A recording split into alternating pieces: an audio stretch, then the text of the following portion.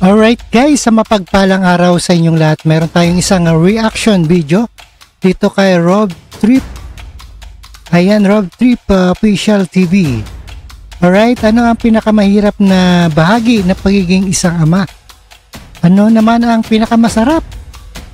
Ating tinatanong sa ilang kababayan nating haligin ng tahanan kung ano ang tingin nila pinakamahirap at pinakamasarap o bahagi o parte ng pagiging isang tatay o ama. Panoorin po natin ang buong detalye guys dito kay Rob Trip Official TV. Alright, no other further ado, pakinggan po natin. Alright, let's go.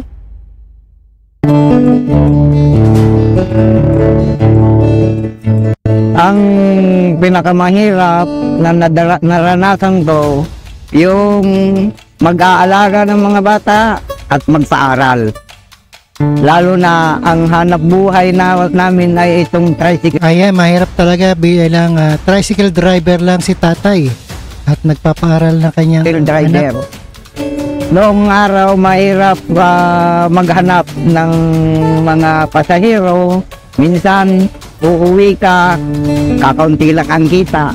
Nararanasan namin lahat kung saan kami uhutang para lang namin matustusan yung mga anak namin para makatapos ng pag-aaral.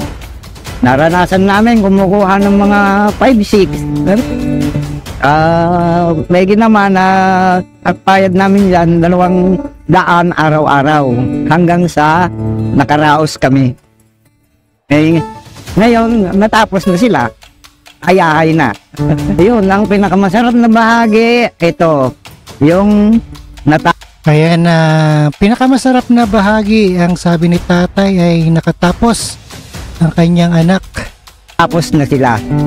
Kumbaga, Ayahay na. ay masaya na kaming pamilya at natapos din sila at nagkaroon na sila ng mga sariling trabaho. Ngayon, ang ano ko namin ngayon, kaming mag-asawa naman. Alright, tungayan po natin yan. Alright, sa ating reaction video. Migraines are caused by anxiety.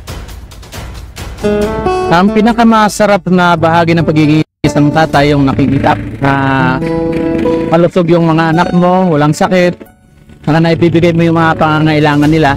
Para sa akin, ang pinakamahirap na bahagi ng pagiging isang tatay yung hindi mo na ibibigay yung pangangailangan nila, nakita mo sila na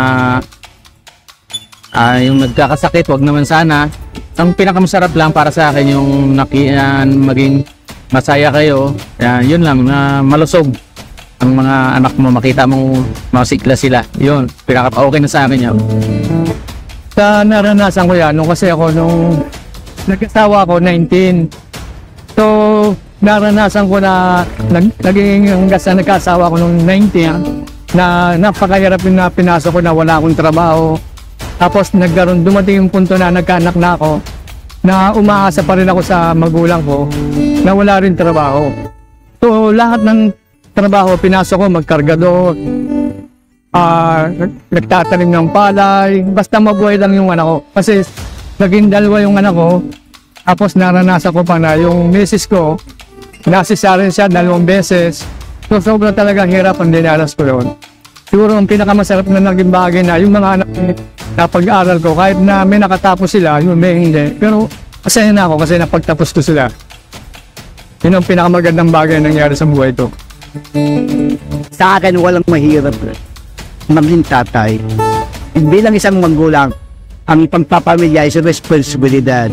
Pero hindi sa akin mahirap yun. Talang buhay ko lang ha. Nakanasan ko, pagpamilya ko din nahirapan. Kahit ako'y mahirap, sa haba din naman ng panahon, ako nag-asawa 1981, tapos nagkaanak ko 85. Nag-aral yung mga anak ko, nagtatrabaho ko, nag-abroad ako, lahat ay ginawa ko ng halos ng pangarap ko sa buhay. At least, nakuha ko yung pangarap ko sa mga anak. Napag-aral ko, nakatapos sila.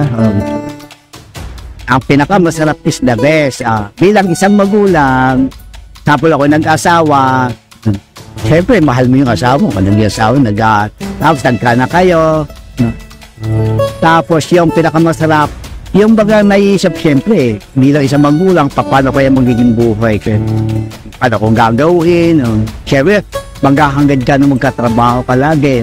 Tapos yung pag nag-aaral na, mapag-aaral mo sila. Yung mga anak ko, mapalibasa.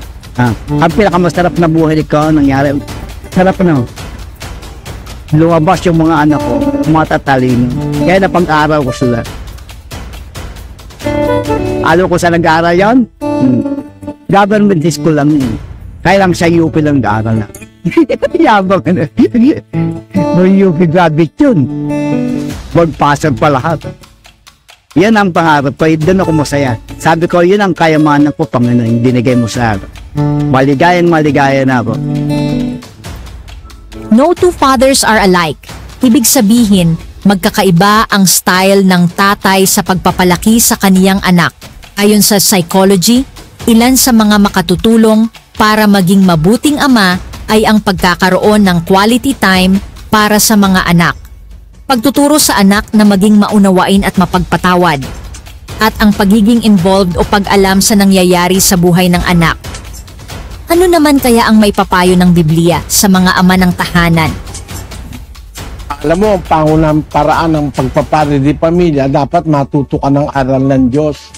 Unang-una yun kasi ang sabi doon sa Epeso, Kapitulo 6, versikulo 4, At kayong mga ama, huwag ninyong ipamungkahi sa galit ang inyong mga anak, kundi inyong turuan sila ayon sa saway at aral ng Panginoon. sa pag-aalaga sa anak, ang sabi sa mga ama, tuturuan nyo sila ayon sa saway at aral ng Panginoon. Ang ibig sabihin nun, ikaw ang unang dapat alam mo yung aral ng Panginoon. Paano mo ituturo sa anak mo yung hindi mo mismo alam? Turuan nyo sila ng aral at saway ng Panginoon. 22:6 ng Kawikaan. Turuan mo ang bata sa daan na dapat niyang lakaran, at pagka tumandaman siya, ay hindi niya hihiwalayan. Bata pa lang mag-uumpisa ka na magturo. Ang punto ko, para ka maging talagang padre di pamilya, ikaw ang unang-unang dapat makaalam ng aral at saway ng Diyos. Yung mga instructions from the Lord, dapat alam mo. Miski sa pakikisama sa asawa, dapat alam mo rin Unang Pedro 3:7. Gayon din naman kayong mga lalaki, magsipamahay kayong kasama ng inyong asawa ayon sa pagkakilala. Tamo, yung punta na yun, Kayong mga lalaki, mamahay kayo kasama ng inyong asawa ayon sa pagkakilala. Ibig sabihin, you will dwell with your wife according to the faith, according to righteousness, ayon sa pagkakilala. Pagkakilala sa Panginoon. Ang ipapakisama mo sa asawa mo, yung paraan ng Diyos, kung paano mo siya tatratuhin, kung paano mo siya mamahalin, kung paano mo siya igagalang. Tuloy natin, umpisa natin uli, kapatid na Daniel. Gayon din naman kayong mga lalaki, magsipamahay kayong kasama ng inyong asawa ayon sa pagkakilala. Napakundanganan ang babae na gaya ng marupok na sisidlan. Yamang kayo na may kasamang tagapagmana ng biyaya ng kabuhayan, upang ang inyong mga panalangin ay huwag mapigilan. Maliwanag, makikisama ka sa asawa mo, ayon sa pagkakilala, papakundanganan mo yung babae, gaya ng marupok na sisidlan, giving honor unto the wife as unto the weaker vessel.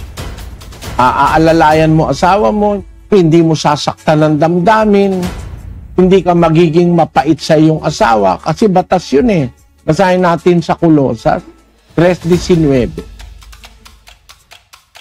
Alright guys, napakinggan po natin at napanood dito sa ating ano ang pinakamahirap at pinakamasarap na bahagi ng pagiging isang tatay o ama. At maraming salamat sa panonood at pagkikinig. Thank you so much and God bless us all, ating lahat, and peace out.